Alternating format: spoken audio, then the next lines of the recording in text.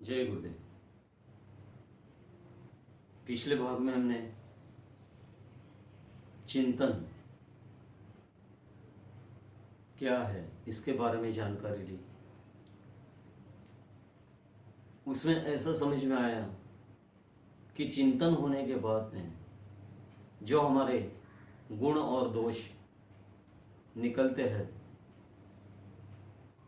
उसका आचरण करना,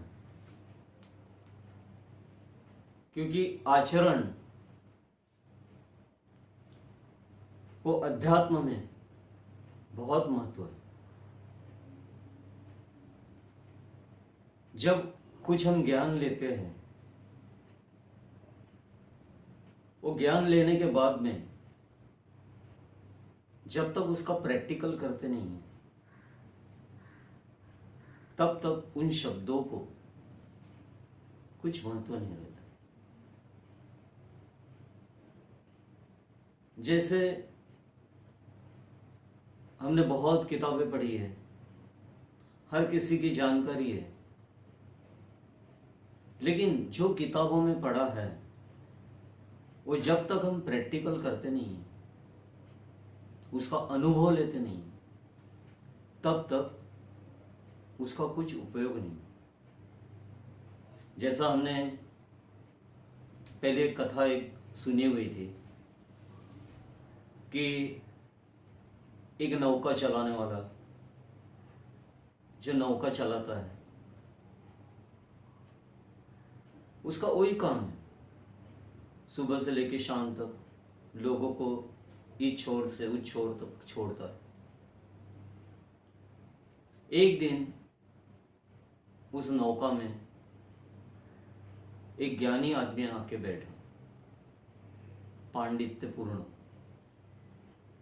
जिसने सिर्फ ज्ञान लिया हुआ, पढ़ा हुआ, सच्चा ज्ञान रहेगा और सच्चा ज्ञानी रहेगा तो अनुभव सिद्ध जो रहता है वो ज्ञानी रहता है। ये पांडित्यपूर्ण, सिर्फ पढ़ा हुआ पढ़त। तो ऐसा वो आके उसमें बैठा और वो बैठने के बाद में उसके साथ में बातचीत चालू थी। तो ये पंडित जी ने उनको पूछा, आपने ये पढ़ा है क्या? वो बोला, नहीं मैंने ये नहीं पढ़ा है। आपने ये पढ़ा है क्या? मैंने ये नहीं पढ़ा, वगैरह वगैरह सब चालू था। तो उस समय पंडित जी ने उसको बोल दिया, अरे आपने तो कुछ पढ़ा नहीं है, कुछ नहीं है, आपका जीवन तो व्यर्थ हो गया, आपका जीवन व्यर्थ हो गया, आपने कुछ पढ़ा नहीं है, कुछ किया नहीं। ऐसे जाते जाते बीच नदी में वहां पे नौका जब पहुंची तो उस नौका को एक छेद गिर गया और वो छेद गिरने से पानी अंदर आने लगा नौका में।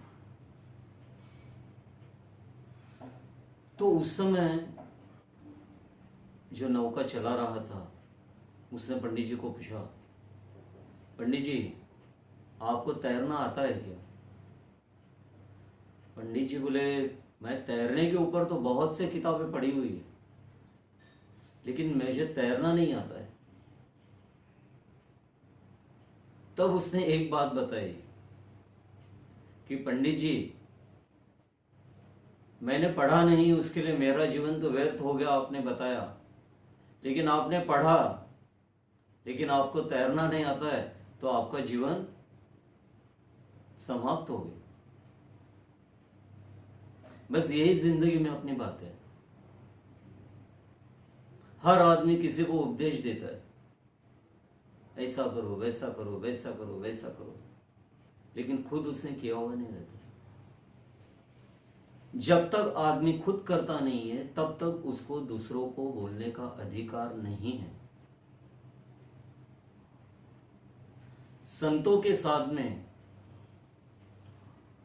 संत जब कहते हैं कि ऐसा कीजिए तो ये संतों ने किया हुआ रहता है।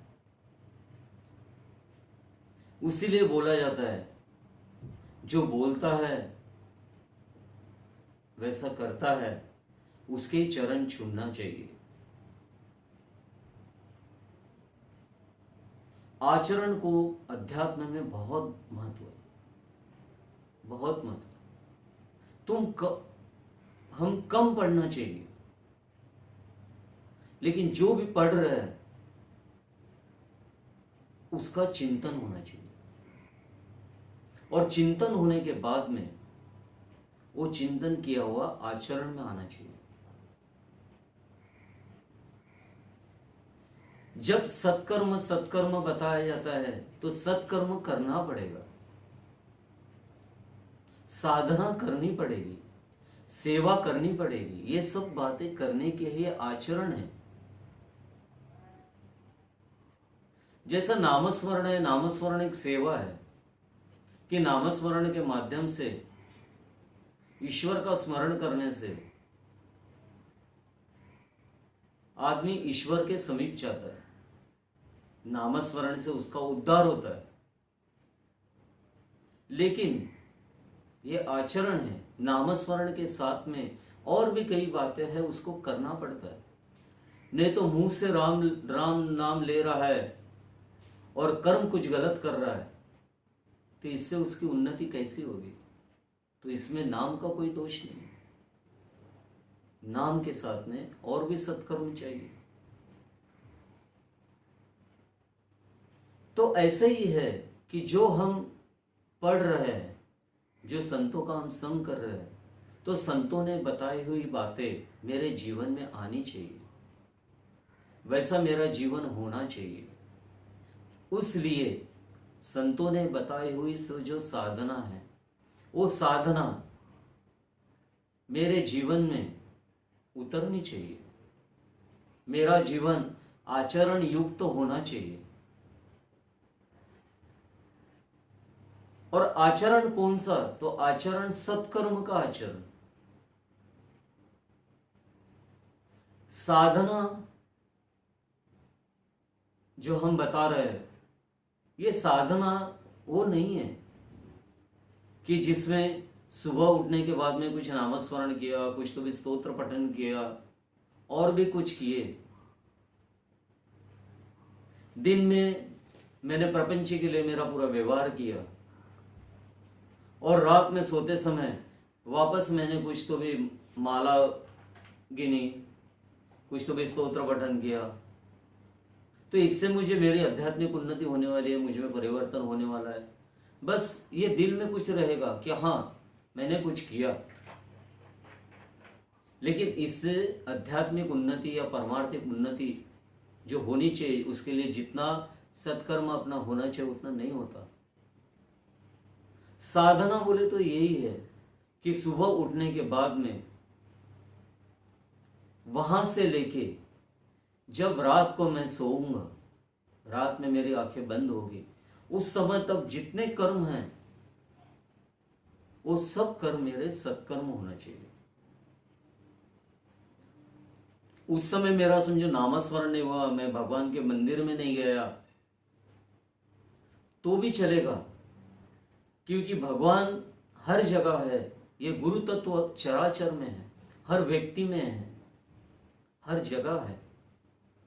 आचरण से उसके पास में जाने का है। जिससे हम व्यवहार कर रहे हैं उसको, उसके अंदर भी ईश्वर है, उसके ईश्वर से हम व्यवहार कर रहे हैं, तो उसको भी आनंद देना चाहिए। तो ये जो है आचरण, जो जो मैं कर्म कर रहा हूं वो अच्छा कैसा हो, ये करने की हर बार में जागरूक रहते। मेरा विवेक हर समय जागरूक रहना चाहिए, और चिंतन से विवेक जागरूक होता है, और विवेक जागरूक होने के बाद में आचरण अच्छे होते हैं। तो ये आचरण जब मेरा होगा तो उसी समय मेरी साधना होगी। अभी साधना हम जहां पे पहुंचे हैं, इसमें क्या क्या प्रकार है? जैसा इसमें भी नामस्मरण आए, तो नामस्मरण, सेवा कौन सी है, इस बारे में हम अगले भाग में बात करेंगे। आज आचरण के बारे में बात की है। ये आचरण हर किसी ने अपने जीवन में लाना चाहिए, आचरण करना चाहिए। थोड़ा थोड़ा तो आचरण आज से चालू कीजिए कि जिससे हमको ही मन शांति, आनंद और समाधान मिलेगा। और गुरु तत्व यही है। और गुरु तत्व जानने के बाद में हम जो कर्म करते हैं वो कर्म से हमें ईश्वर तक पहुंचाते हैं। हमारी आध्यात्मिक उन्नति होती है, परमार्थिक उन्नति होती है। तो आज हम यहीं पे रुकते हैं। आपके मन में जो सवाल आ रहे हैं, आप पूछ रहे हो, उसके जवाब आप तक पहुंच रहे हैं। इसी माध्यम से बहुत जन सेवा करने के लिए प्रवृत्त हो रहे हैं। आप आपके आसपास में भी सेवा कर सकते हो। तो ये सब आएगा सेवा में। तो हमसे जुड़ने के लिए नीचे दिए हुए जो नंबर है वहाँ पे कांटेक्ट कीजिए, फ़ोन कीजिए और हमारे संपर्क में आइए।